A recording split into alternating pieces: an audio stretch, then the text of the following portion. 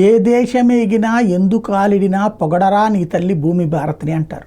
కానీ కొంతమంది దరిద్రుల వల్ల ఈ దేశం పరువు పోతూ ఉంటుంది. తాజాగా అట్లాంటి సంఘటన ఒకటే అమెరికాలో చోటు చేసుకుంది. ఓ భారతీయుడిని అరెస్ట్ చేశారు.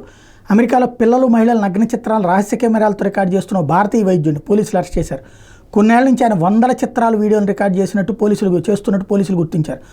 స్నానాల గదులు, ఆసుపత్రి గదులు, దుస్తులు మార్పిడి ప్రాంతాలతో పాటు తన ఇంట్లో కూడా రహస్య కెమెరాలు అమర్చి వైద్యుడు ఒమేర్ అజాజ్ 40 ఏళ్ళు అతనిది ఈ ఘాతుకాలకు పాల్పడ్డాడు. దుస్తులు లేకుండా ఉన్న 2 ఏళ్ల పిల్లల ఫోటోలు తీసేవాడు.